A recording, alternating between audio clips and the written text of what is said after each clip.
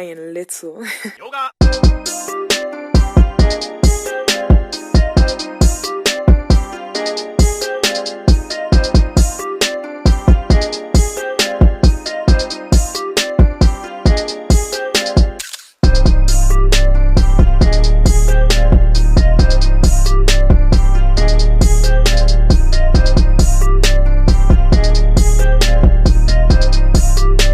Cerita berlatar belakang 30.000 tahun yang lalu di Siberia Utara dengan memperlihatkan dua orang pemburu dari klan Neanderthal bernama Awo dan Kamali disebabkan sudah mendapatkan hewan buruannya, di mana kala itu Awo dan Kamali pun pulang ke klannya.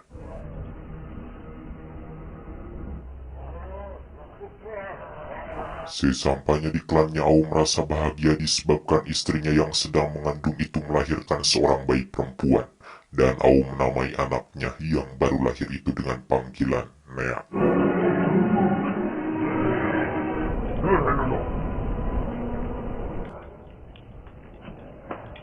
Keesokan harinya teman Awo yang ditugaskan berjaga di depan goa, dirinya diserang oleh seekor beruang, di mana suara ceritanya itu terdengar oleh Awo dan yang lainnya.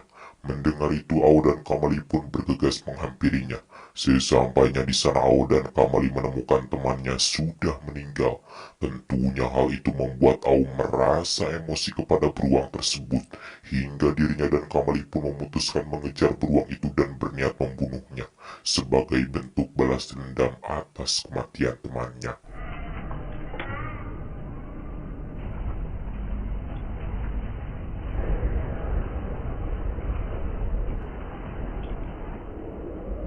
Setibanya di suatu tempat, Awo dan Kamali pun berhasil menemukan beruang itu. Lalu mereka pun menyerangnya, dan sialnya di sini nasib naas menimpa Kamali. Terlihat saat itu dirinya terkena serangan beruang tersebut, hingga dirinya meninggal.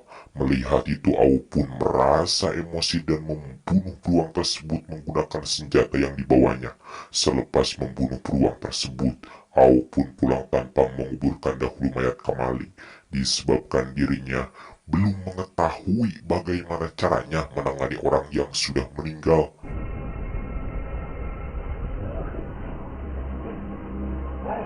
Sepulangnya ke klannya, Awo merasa sedih saat menemukan saudara-saudara dan anak istrinya sudah meninggal dibunuh oleh orang-orang jahat.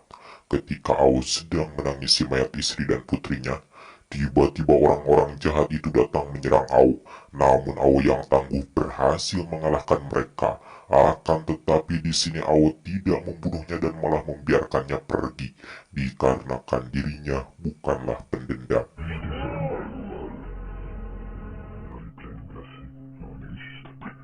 Karena kini sendirian, Awo pun memutuskan pulang ke tempat asalnya, disebabkan di sana dirinya mempunyai seorang adik bernama Ochaki, dan alasan mereka terpisah itu, dulu klannya mengalami kelaparan, dan ayahnya terpaksa menukarkan Awo dengan daging kepada pemburu. Sesudah mengambil kulit beruang, Awo pun melanjutkan perjalanan.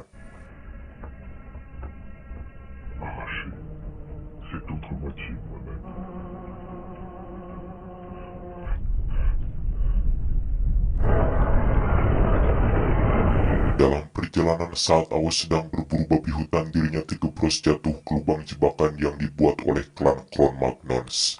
Setelah membantunya naik ke atas, salah seorang dari mereka pun memukulnya. Dan di sini mereka merasa keheranan ketika melihat wajah Awo masih purba tidak sama seperti mereka. Lalu saat itu Awo pun dibawa ke tempat tinggalnya dan dijadikan tawanan.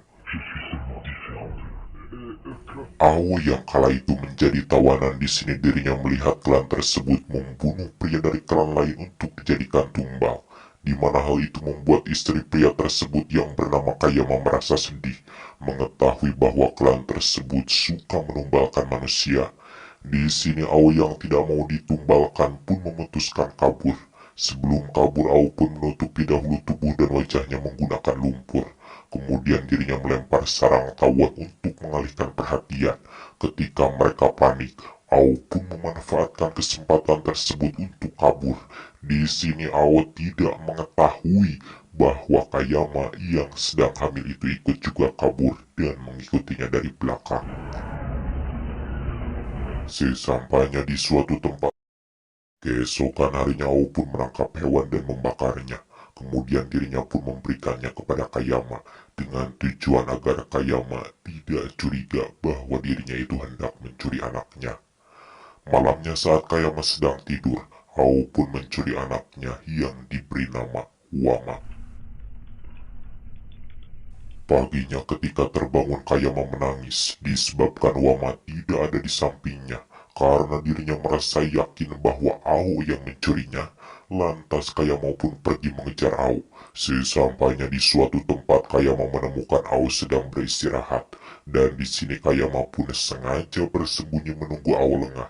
Yang mana tatkala Ao lengah, Kayama pun menyerang Ao dan mengambil putrinya. Namun saat Kayama hendak kabur, tiba-tiba klan Cro-Magnon yang mengejar datang menyerang mereka. Akan tetapi dengan kemampuan silat Cimani yang dimiliki Ao, orang-orang dari klan Cro-Magnon pun berhasil dilumpuhkan hingga mereka pun kabur ketakutan.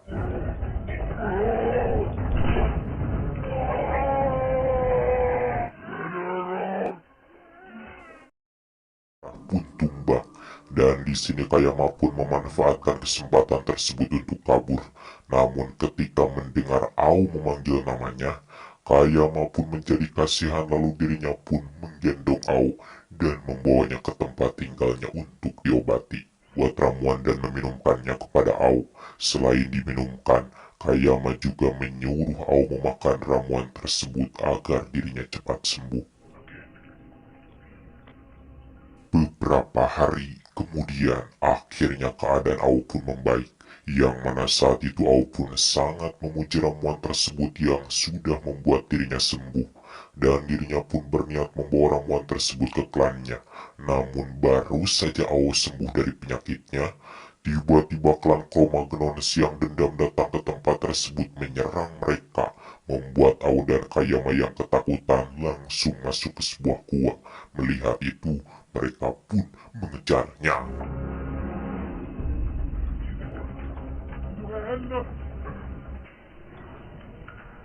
Karena terdesak, Ao dan Kayama pun terpaksa merangkak melewati lorong. Dan ketika mereka mengikutinya, spontan Ao pun membakar kulit beruang yang dibawanya, lalu memasukkannya ke lorong tersebut, hingga mereka semua pun mati terpuput asap. Setelah itu, mereka pun melanjutkan perjalanan.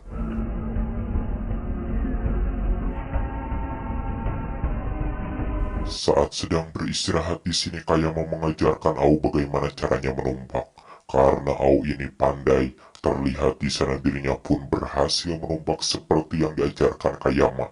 Selepas merasa cukup beristirahat, kemudian mereka pun melanjutkan perjalanan. Les poissons de la rivière nous ont nourris pendant quelque temps.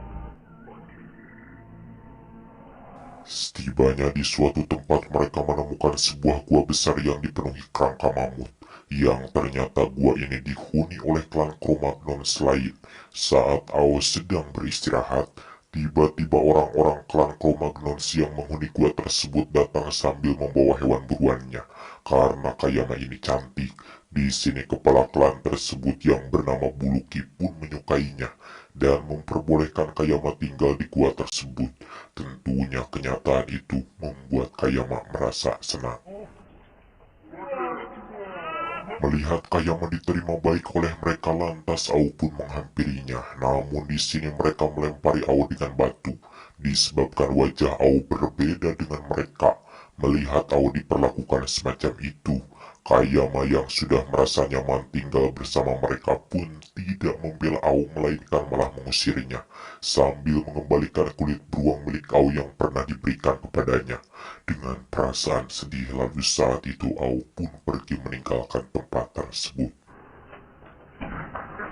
Mau diemplot oleh si Buluki, dirinya memutuskan mengejar Ao.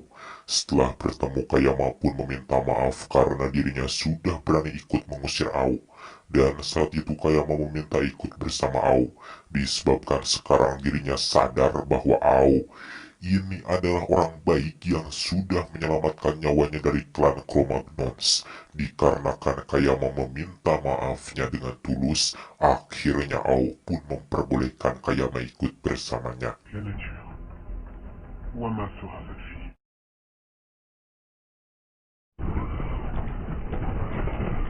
Di tengah perjalanan Kayama yang kekurangan makanan, dirinya merasa sedih karena tidak bisa menyusui Wama.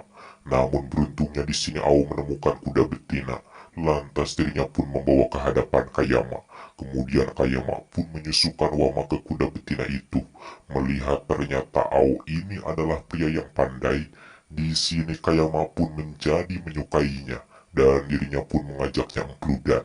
Tentunya Ao yang sudah ingin mengemplud Kayama dari kemarin pun tidak menolaknya. Selepas puas empludan, mereka pun meneruskan perjalanan.